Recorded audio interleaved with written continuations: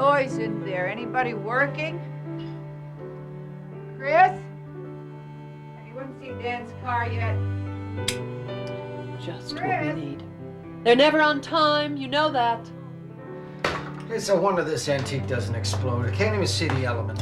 Didn't you fix Grandma's toaster last week, Dad? I heard that crack about my exploding antique. I've only had it 9 years, and I expect all my appliances to outlive me.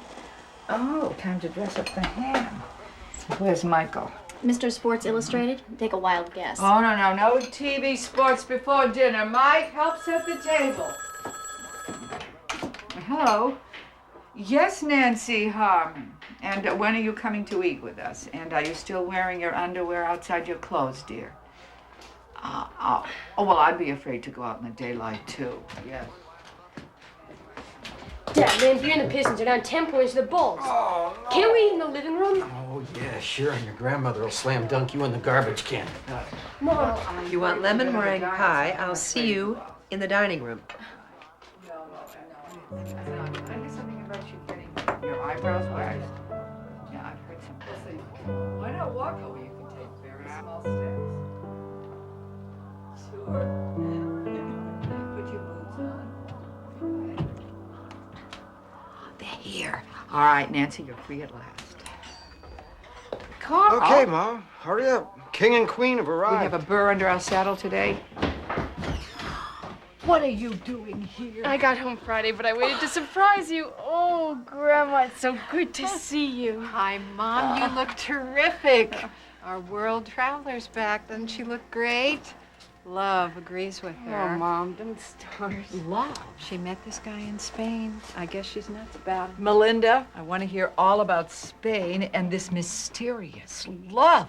Oh, everyone, carry something in. We're ready to eat. Hi, Chris. Rachel, how are you? Dan. Carl? Mom, this thing has had it. Should get a microwave. Oh, stop it. Give me that. This can be fixed. Come on now. Let's have something to eat. Michael, please get out of the way. Just come back on Friday. Love to see pictures.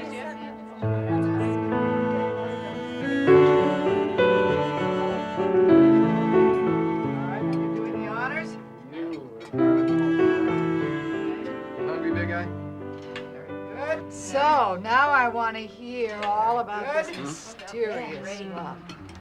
It's no big deal. Mom shouldn't have No seen big deal. What did you tell me yesterday?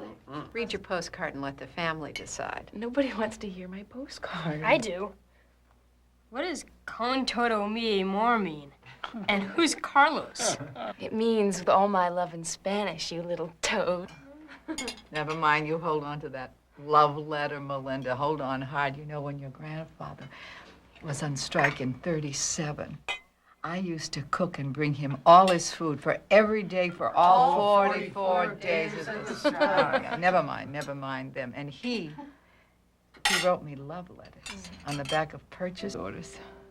I can still remember what it felt like. I can still remember missing him, wanting to sit and just have a sandwich with him.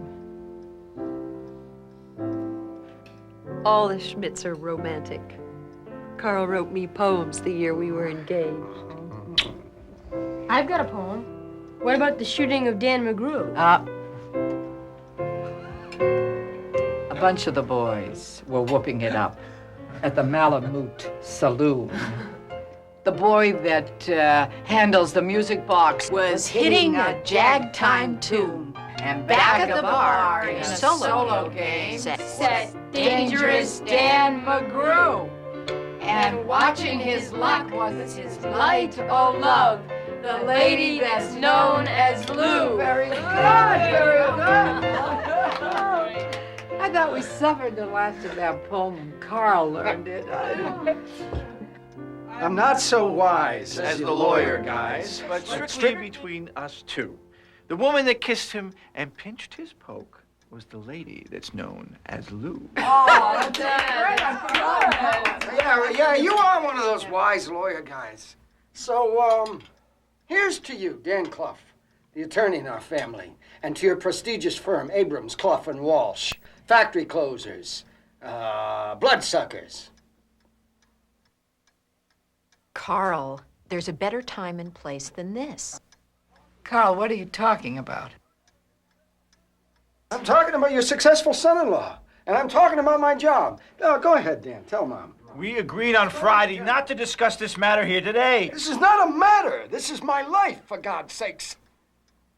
Oh, hey, I'm sorry. Don't let me spoil dinner here. This is a honey-baked ham. Mom had to drive all the way to Albion to Dembowski's to find it. This damn city's falling apart, right, Dan? So please, enjoy your meal. Don't let my problems spoil dinner, whatever you do.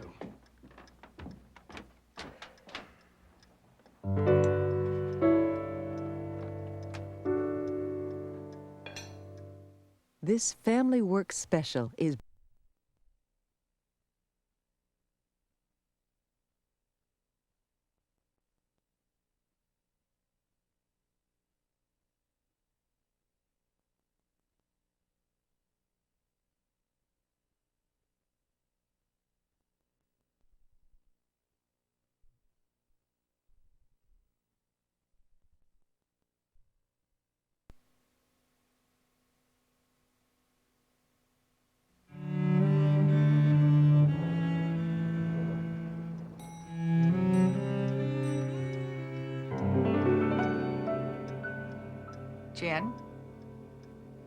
Jennifer, get those potatoes. I'll take the ham and we'll keep this food warm.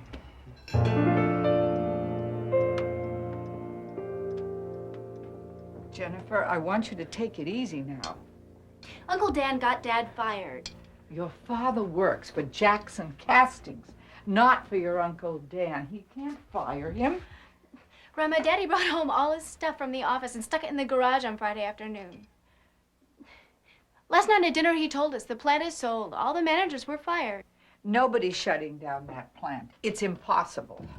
Grandma, it's true. I heard them arguing about it last night. Dad was yelling, Mom was crying.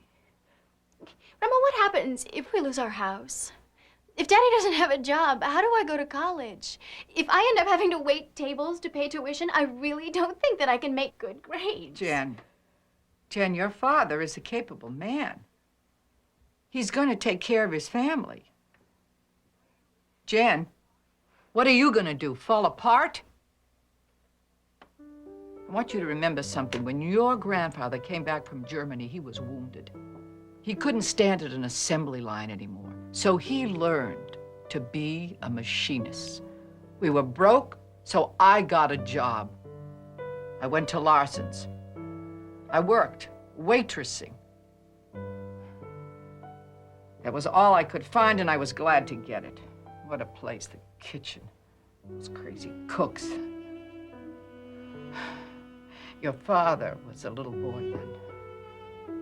I had to lug him to the restaurant every day. Between his screaming, the customers grousing, those cooks, God, I wanted to fall apart every day. I really did. I wanted to run away. Why didn't you? I'm sorry, Rachel. You know Carl when he gets hurt.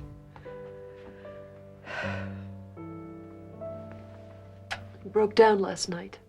Started sobbing. I realized I'd never even seen him cry before. Not even when his father died.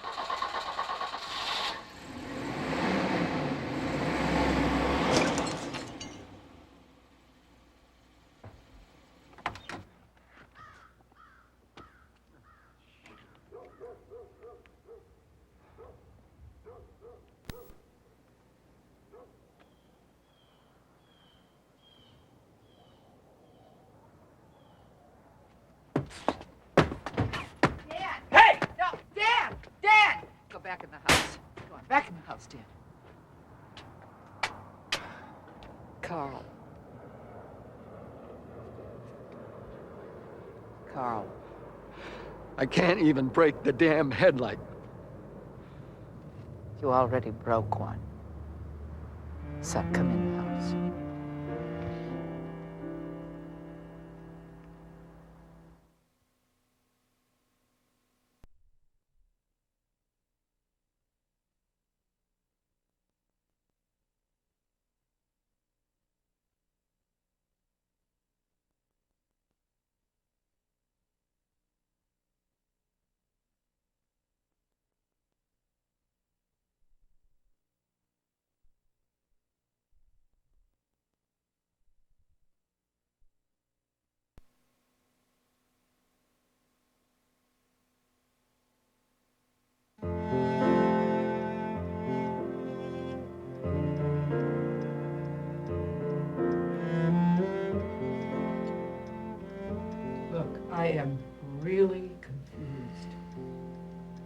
like to find out what's going on. Now, this is our family meal, our time to be with each other. I know that doesn't mean there'll never be any problems, but can't we get to the bottom of this and go on? Mom, Jackson Casting's going under. I lost my job. Jennifer told me that. All right, now, why? We've been struggling for a year. The bank threw in the towel. Threw in the towel? Your accounts receivable are off 40%, and First Detroit's been lending you payroll for 6 months. Dan's law firm has been appointed trustees of Jackson by the bank. And their first act was to unload all the dead wood, and I guess I was on the top of the pile. I removed myself from any part of this trusteeship. I told you that. So what? You're still going to make money on Oh, this. don't start on me, Chris. What good would a month's notice have done? What am I? A pig in the slaughterhouse I don't get told until the last second? Forget business. I'm your brother-in-law, for God's sake. Where's your loyalty, Dan? Why couldn't your family mean more to you than some account? Dad, how come you didn't warn Uncle Carl? Don't get involved in this, honey. Why not, Helen? She's part of the family. You're beating a dead horse. Jackson's Casting is not some old horse. It's been in business for 96 years. The Japanese have factories in Indiana all set up. They run in the dark with robots. Robots. Trust you don't want robots. Hey, what do you want me to do? Do you want me to stick my neck out for some company that's going down anyway? My partner said that they would force me out if I let you know early. Somebody has to handle the sale of Jackson. Yeah, like somebody has to perform autopsies. Hey, remember this? 1965, U of M Intramural Baseball Championship. Carl Schmidt and Dan Clough co-captains. That was the weekend Helen came to visit. That was the weekend I introduced you to. Carl, we're sorry, okay? You're a great engineer. You'll find another job. You've got 16 years in. Use some pension money. Go up to the cabin and hang out. Go fishing. Relax. I guess Dan forgot to tell you that pensions are frozen. Carl won't be eligible for his till the year 2003, when they'll be worth maybe a third what they're worth now, if we're lucky. Maybe you've been living in Farmington Hills too long, Helen. Maybe you don't know what it's like to have to pay mortgages and car payments and... Spare me, Chris. I make $21,000 a year before taxes, and right now Carl has 3 months severance pay, also taxable. So don't get high and mighty with me. I'm your family. Remember, I know you. Well, thank God Fred isn't here to see this. Why? It's what he figured had happened to me, isn't it? Carl, what are you talking Oh, about? come off it, Mom. He never thought I had the stuff. The day I made engineering manager, he wouldn't even talk to me in front of his lunch pail buddies. Well, you are a boss now. You know, he came up at a different time. He saw his friends beaten and shot during strikes. Now, that leaves scars. And he passed them on. Remember that psycho kid, Arlen, what's his name? He beat me up, knocked out my teeth, and Dad took his side because I wouldn't fight back. The kid was twice my size. Carl, you're 47 years old and Dad's dead. When do you give up this war with him? Right. That's just like you, Helen. Go on, take his side. You were always so perfect for him. Perfect piano playing, perfect little dresses, little white church gloves, perfect rich husband. Carl, stop this! I could never do anything right for him. I played hockey. I never drew enough blood for him. I went to Vietnam, no combat. They stuck me in supply at Long Bin. When I went to college, he never let me forget that he damn near died working to get me there. When I made Hay the head engineer, he'd always send my blueprints back for remeasuring. What was so wrong with me? What was it? What do you want, Mom? Damn. I don't know. I don't think he knew. He was a difficult man to love. Sometimes. And yes, Jennifer, I did run away once. Your father was 3. We had just moved here. Fred's leg wasn't healing properly. He couldn't stand it a full shift, and I was waitressing at Larson's.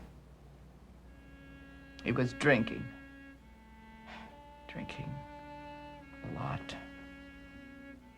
Oh, one day I took Carl. I got in the car and started driving. I cried all the way through Iowa. You cried all the way through Nebraska. We ran out of tissues in Denver. And then it hit me.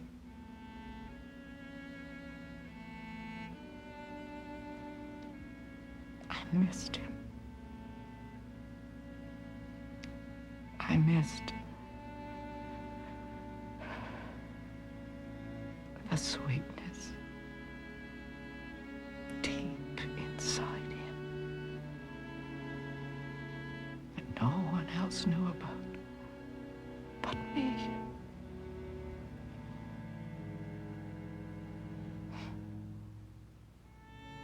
And I got so angry at myself. I just began to pound that wheel. And then you started to cry. I turned around and came back.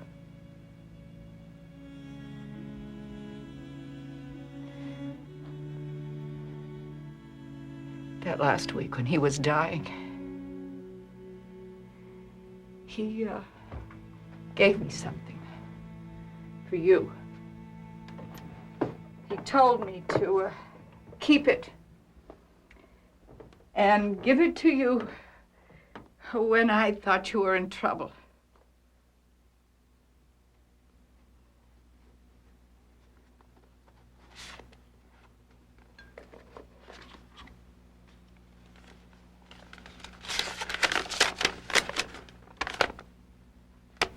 Dear Carl, when you read this, I'll be gone. Good riddance is maybe what you feel.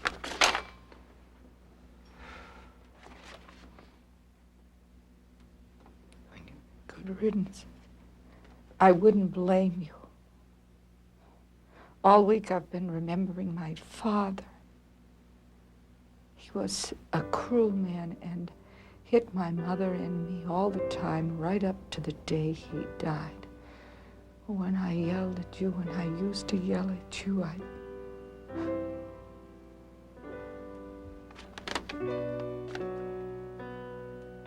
When I used to yell at you, I saw my father's face yelling at me. Forgive me. Carl, you are the best engineer I ever knew. When I made my patterns from your drawings, I felt like they came to life. I wish I told you. I wish I could kiss you for no reason on earth once before I die.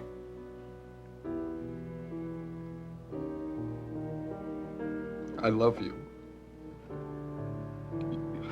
You are my son. Please remember me, your father.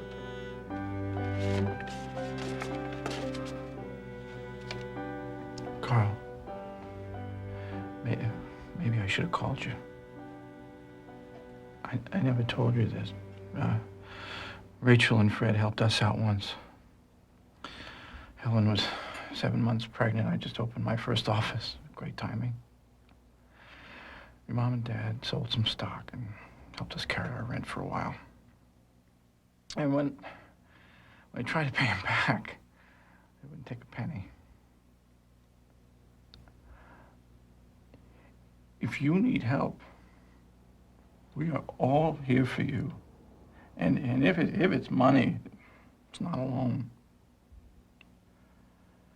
Rachel taught me that. What's this?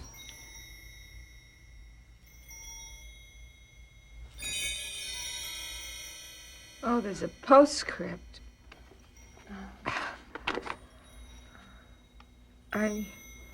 I made this for you. There was no perfect blueprint for it, so I did the best I knew how. I made it hard on the outside. and put music inside. When you are finished with it, give it to Michael.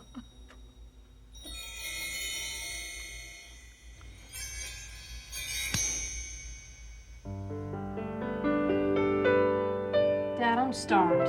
Can we eat now? Pass the pickles.